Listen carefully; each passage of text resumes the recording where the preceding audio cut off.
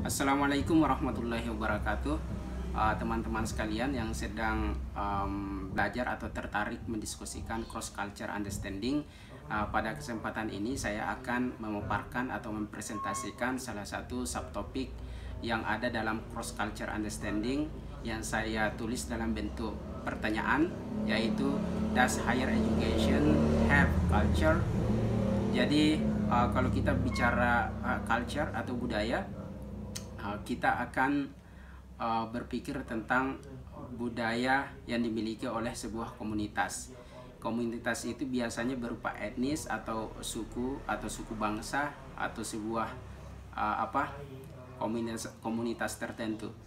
Nah, kalau dilihat dari pengertian itu, maka kita akan memandang kampus juga merupakan sebuah komunitas yang memiliki identitas tersendiri yang berbeda dengan komunitas atau organisasi lainnya.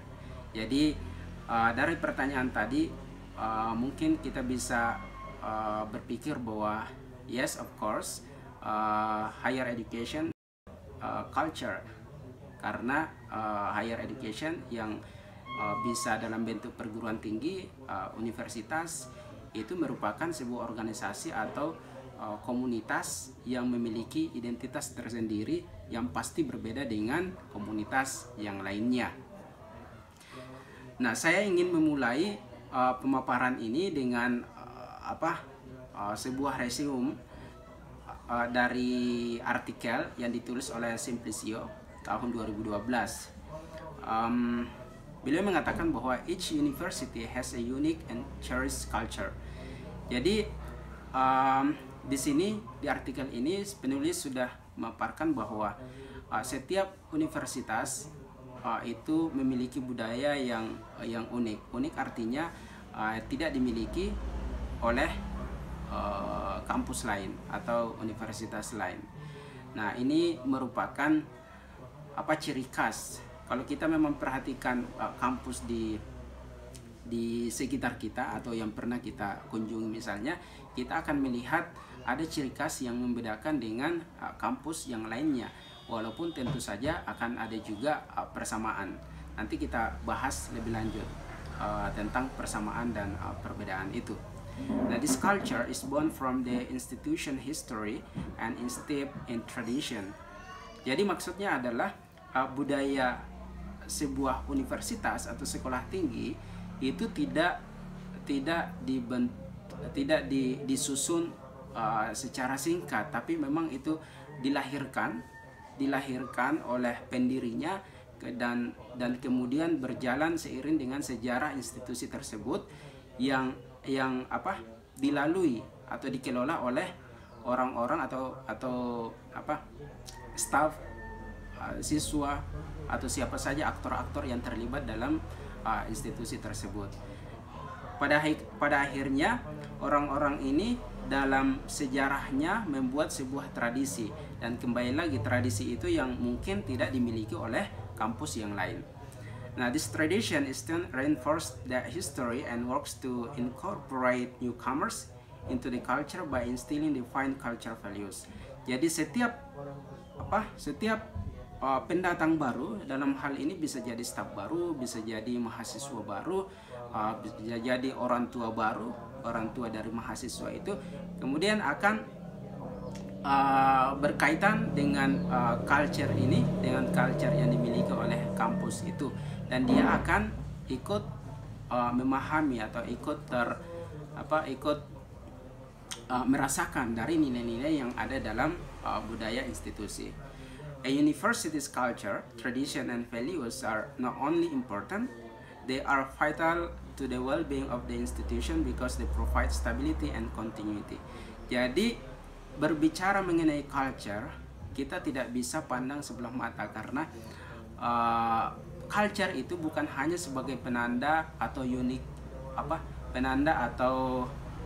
pembeda antara satu institusi, universitas atau sekolah tinggi dengan yang lainnya, tetapi ini jauh lebih dari sekedar itu, jauh lebih dari sekedar penanda atau hal yang unik.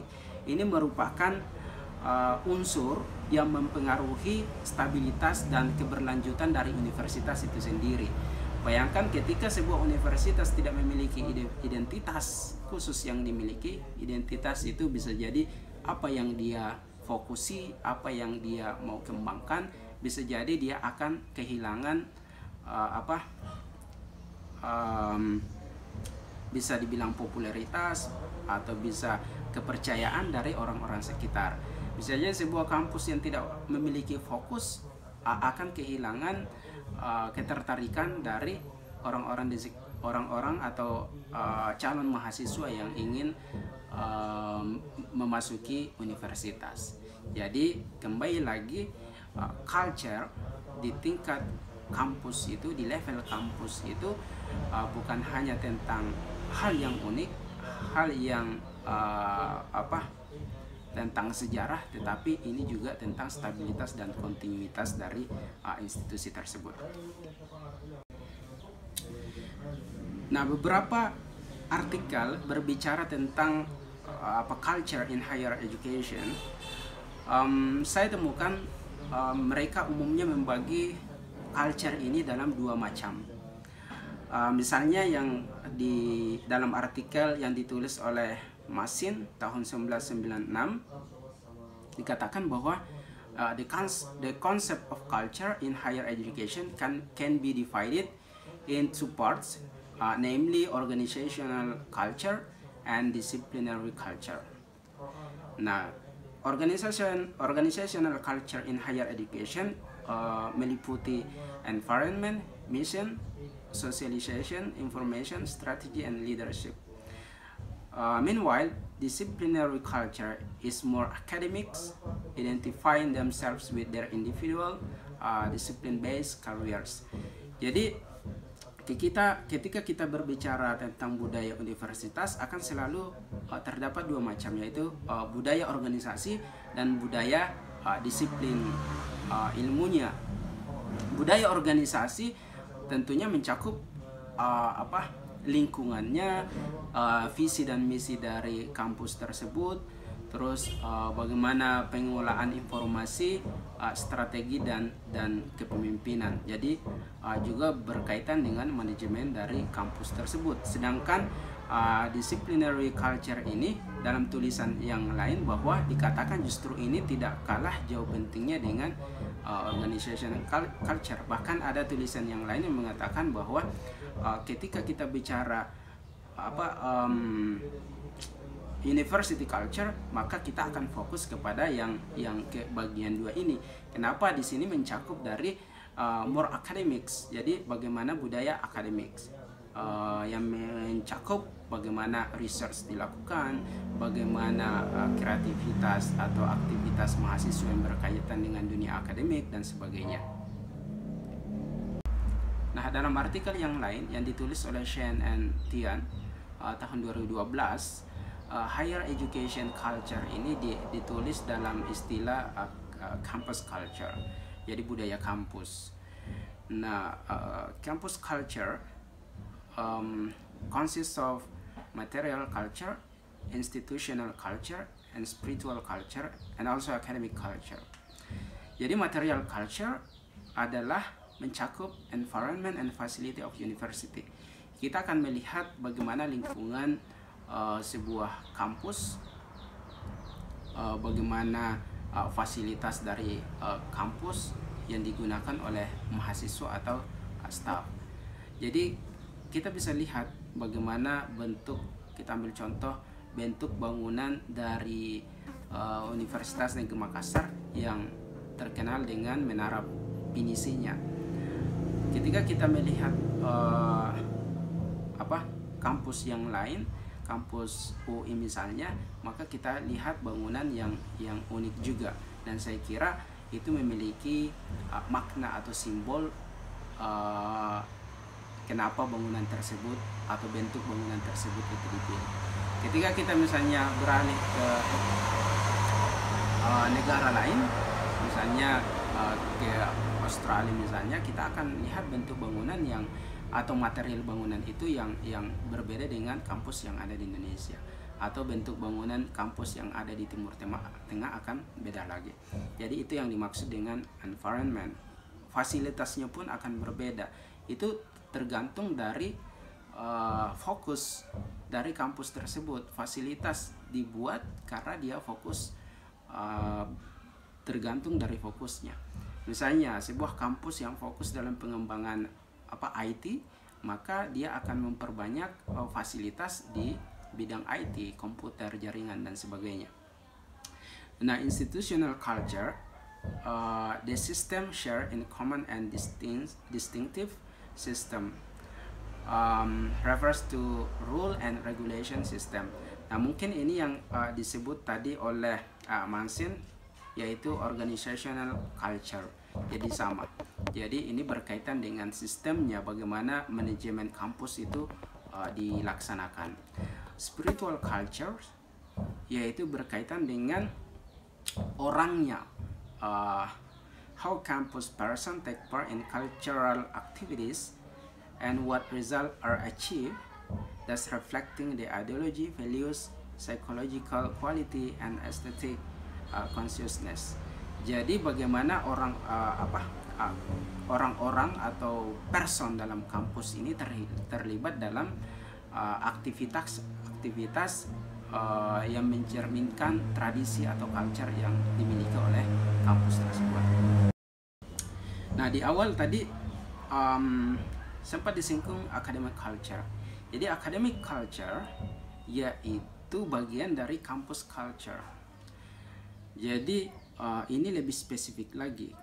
Kalau kita bicara budaya kampus, maka itu akan sudah masuk dalam organisasinya, sistemnya, lingkungan fisiknya, fasilitasnya, dan yang lebih penting yang menjadi penanda khusus dari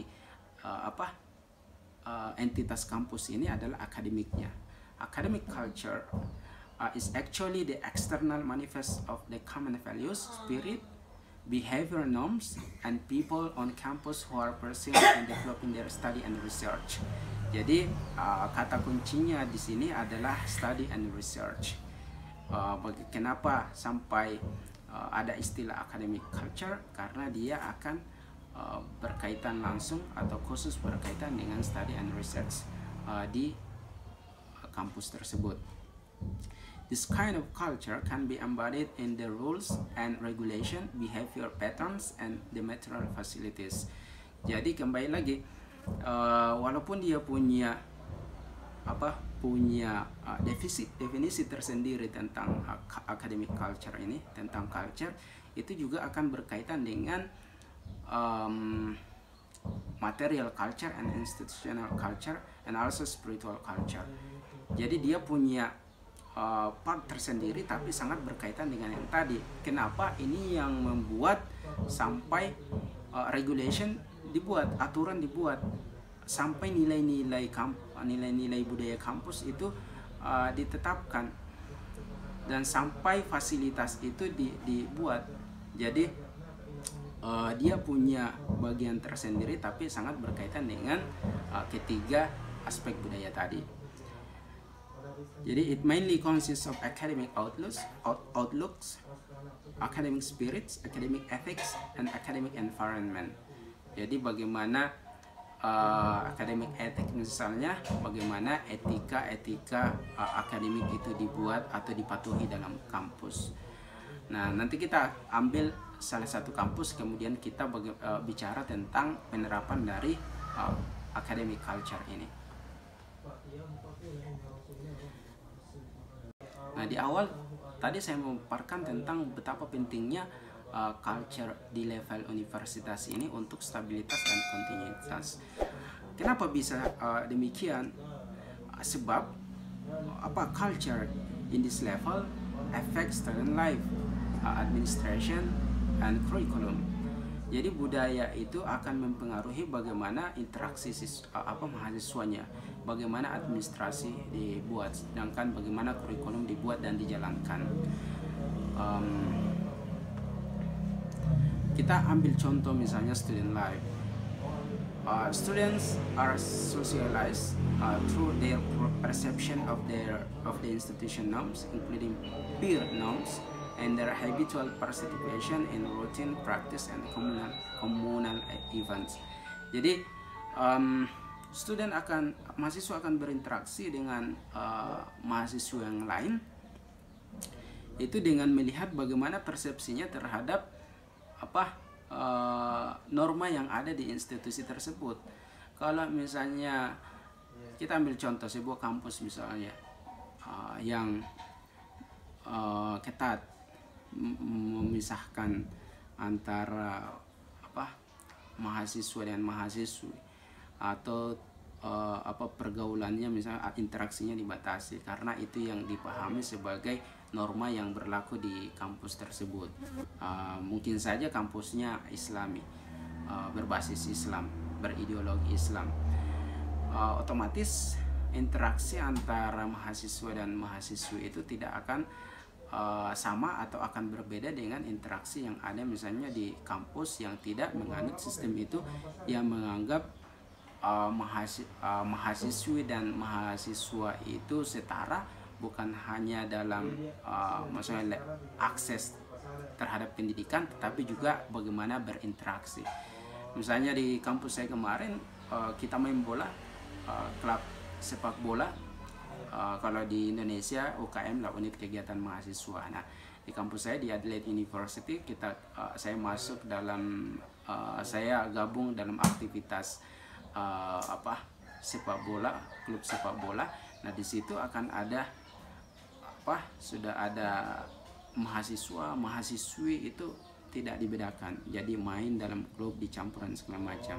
Karena interaksinya bukan hanya tentang kesetaraan, bagaimana mendapatkan akses untuk main di sepak bola, tapi juga dalam hal interaksi, mau bicara, mau berlari dalam lapangan dan sebagainya. Jadi itu yang saya maksud. Many campuses have notable physical features or special location that reflect the institution mission and values. Nah, ini yang saya sempat sebut tadi, bahwa aspek-aspek fisik dari kampus itu, apakah itu bangunan, apakah fasilitas, bahkan lokasinya itu merefleksikan dari misi dan visi dan misi dari kampusnya. Kembali lagi, misalnya kita ambil contoh Universitas Negeri Makassar, mengapa dia ambil bangunan bentuk kapal pinisi? Tentunya dia akan memiliki filosofi di balik itu yang akan berkaitan dengan misinya atau visinya dari Universitas Negeri Makassar. Dan teman-teman bisa buktikan itu dengan mempelajari aspek-aspek fisik atau bangunan dari kampus, sebuah kampus. Nah, misalnya lokasi Adelaide University itu dibangun di pusat kota Adelaide. Nah, karena memang dia ingin menjadi jantungnya kota Adelaide, sehingga dia ingin menjadi ikon atau jantung, detak jantungnya kota Adelaide itu sendiri. Itu salah satu dari fokusnya kampus di University of Adelaide. Another central value for higher education institution is respect for people whose backgrounds, culture, and belief differ from one's own. Jadi selain kampus itu memiliki budaya tersendiri, budaya yang menjadi tradisi misalnya atau nilai dan segala macam, nah kampus itu harus menghargai perbedaan-perbedaan yang ada dalam perbedaan background atau budaya yang ada dalam orang-orang yang ada di kampus tersebut. Karena kampus itu sadar bahwa orang yang masuk ke dalam dunia kampus itu berbeda-beda latar belakangnya, asalnya, budayanya, kebiasaannya, etiknya, dan itu akan maksudnya kampus harus respect terhadap perbedaan tersebut. Oke, sekarang mari kita lihat contoh dari aplikasi atau penerapan dari teori yang saya paparkan tadi. Kalau tadi saya bicara bagaimana campus culture, bagaimana academic culture, kita akan lihat bagaimana bentuknya dalam sebuah universitas. Dan pada presentasi ini saya akan ambil contoh the University of Adelaide, karena di sini saya pernah belajar dan paling tidak berdasarkan pengalaman saya tentang apa yang saya alami, apa yang saya lihat, apa yang saya rasakan dikaitkan dengan teori yang saya katakan tadi. Nah, di kampus ini, di University of Adelaide itu dikenal dengan 5 pillars to excellence. Ada 5 pilar keunggulan. Pertama adalah connected to the global world ideas. Jadi dia sudah punya fokusnya, keunggulannya bahwa dia ini terkoneksi dengan dunia global, maka dia akan terdiri dari international students yang berasal dari negara-negara yang berbeda. Kemudian alumninya pun ini akan tersebar dari penjuru dunia dan terkoneksi dengan institusi-institusi, apakah itu dalam bentuk perusahaan atau organisasi nirlaba di seluruh dunia. Jadi karena dia terkoneksi. Kemudian a magnet of talent. Jadi dia akan fokus terhadap bagaimana pengembangan dari bakat mahasiswa yang masuk di sini. Jadi fokusnya di situ. Kemudian research that shapes the future. Di sini kita lihat bahwa dia sangat fokus terhadap research, sehingga kurikulum, aktivitas pembelajaran itu dikaitkan dengan pengembangan research untuk mahasiswa ataupun staffnya. Kita bisa lihat misalnya di kampus ini akan begitu banyak fasilitas yang mendukung kita untuk mengembangkan research.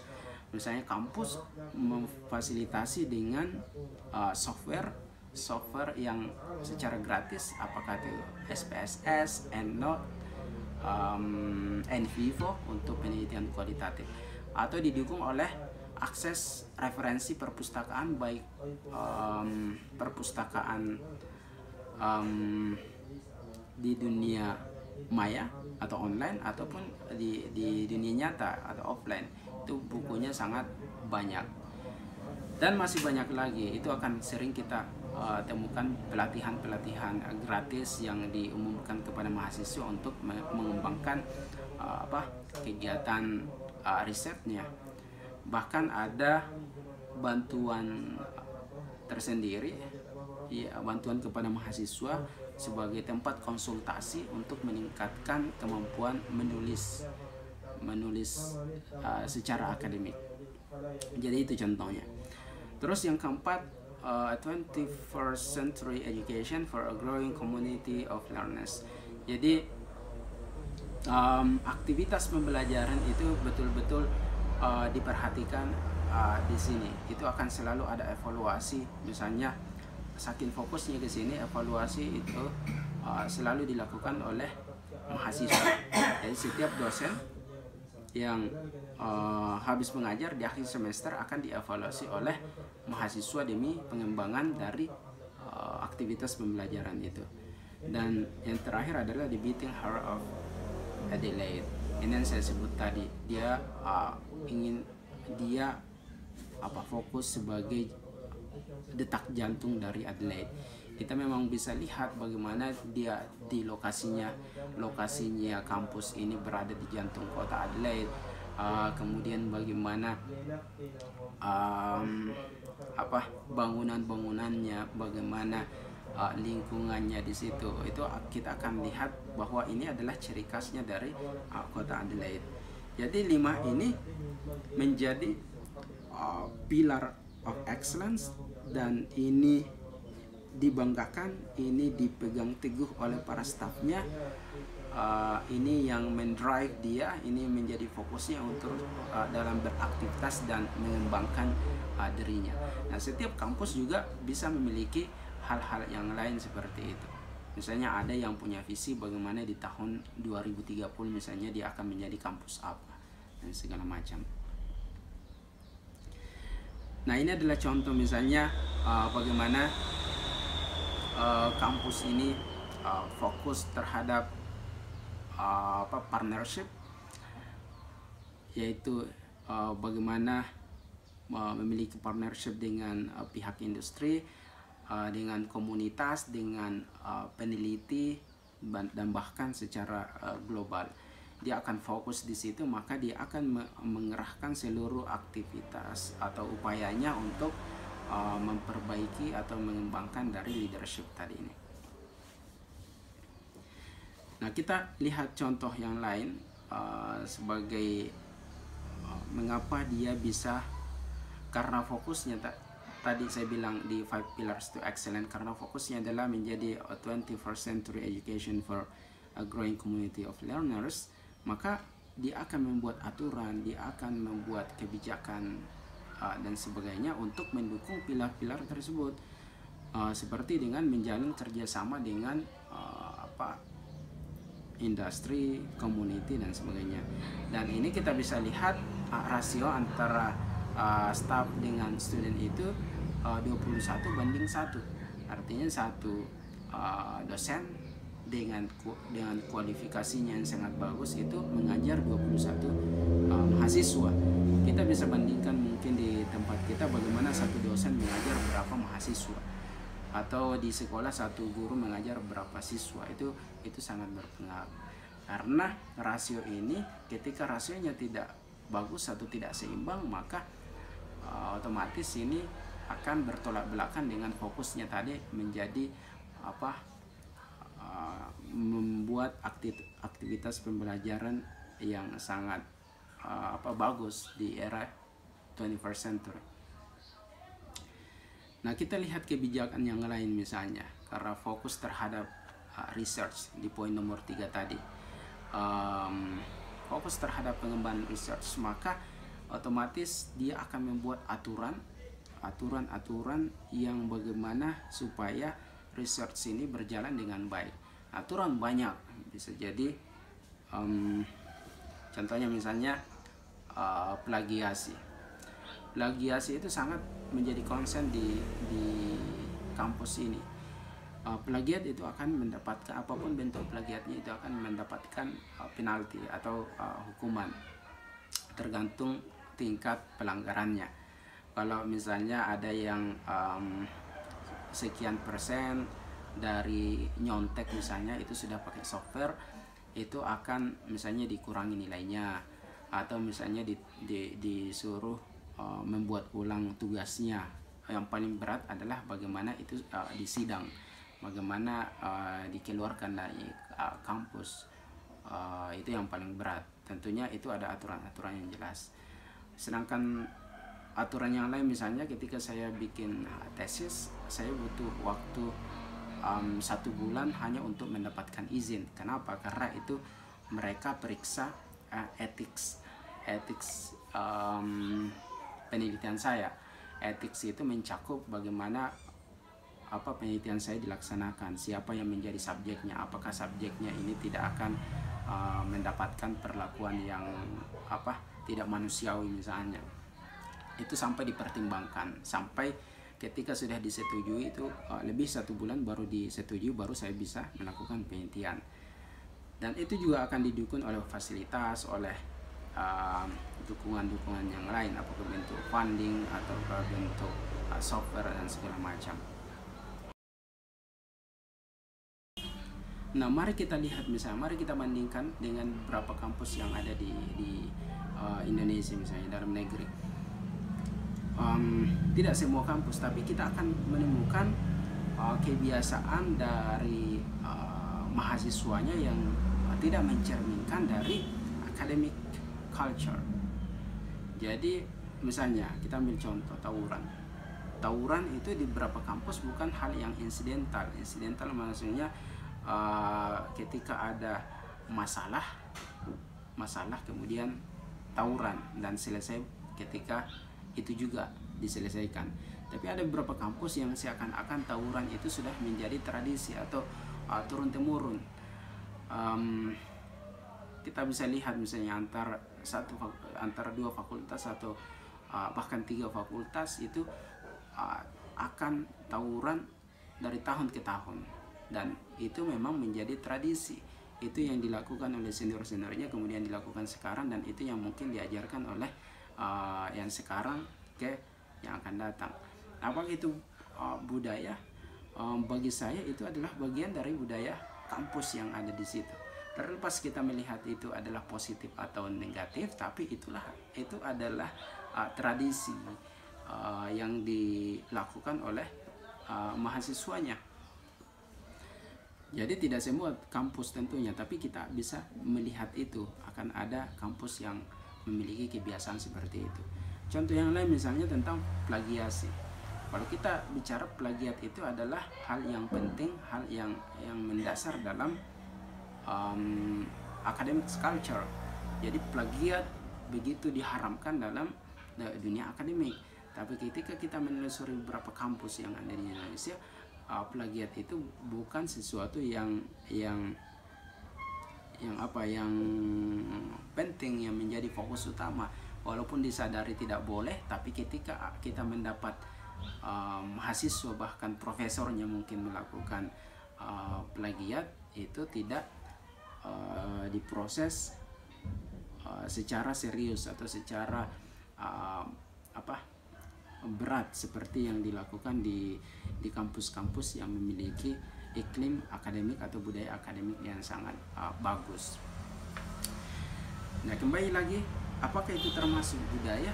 Bagi saya adalah itu bagian dari budaya, karena itu sudah menjadi kebiasaan. Itu nilai-nilai bagaimana untuk memperkuat budaya research dan akademik itu tidak nampak dari kampus yang bersangkutan. Nah, timbul satu pertanyaan, apakah academic culture ini hanya dimiliki oleh satu institusi saja? Nah, menurut pendapat saya bahwa academic culture atau iklim budaya akademik itu bersifat universal yang harus dimiliki oleh semua kampus. Jadi ketika ada institusi berbicara fokus terhadap dunia akademisi, maka dia wajib memiliki budaya akademik juga. Nah, terlepas dari ada kampus yang budaya akademiknya kurang, ada yang bagus, itu persoalan yang lain. Tapi prinsipnya menurut saya adalah semua institusi pendidikan, khususnya perguruan tinggi, harus memiliki budaya akademik seperti yang saya paparkan tadi. Nah, itulah kenapa saya katakan bahwa culture itu bisa dirubah. Culture itu bisa dirubah, termasuk dalam dunia akademisi. Nah, ketika ada kampus yang rendah budaya akademiknya, itulah yang harus dirubah bagaimana bisa menjadi bagus. Dan itu memang bisa dirubah. Kita bisa lihat contohnya di beberapa kampus di UNM. Ketika saya kuliah tahun 2006 sampai 2011, tawuran itu hal yang pokoknya sering terjadi. Tapi setelah itu sampai sekarang sudah menjadi sangat kurang. Artinya apa? Ada perubahan. Kenapa bisa berubah? Apakah karena regulasi atau apakah karena ada tradisi baru yang berubah bagaimana mahasiswa bersosialisasi di situ? Intinya bisa dirubah. Plagiat pun berarti bisa dirubah. Misalnya ada dalam sebuah kampus kemudian dibuatlah aturan baru, atau ada dosennya misalnya yang pergi sekolah kemudian kembali, dia akan membawa pengetahuan tentang etika penelitian yang bagus. Dia akan mempengaruhi mahasiswanya, mengajar mahasiswanya untuk memiliki perhatian yang serius tentang plagiasi. Masih banyak lagi.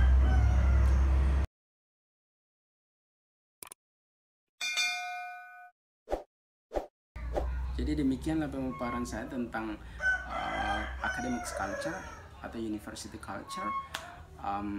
Teman-teman bisa memberikan komentar, teman-teman juga bisa berpendapat atau memberikan pertanyaan atau diskusi dengan saya, dan saya kira itu sangat bagus untuk pengembangan keilmuan khususnya yang saya miliki. Terima kasih telah menyimak. Assalamualaikum warahmatullahi wabarakatuh.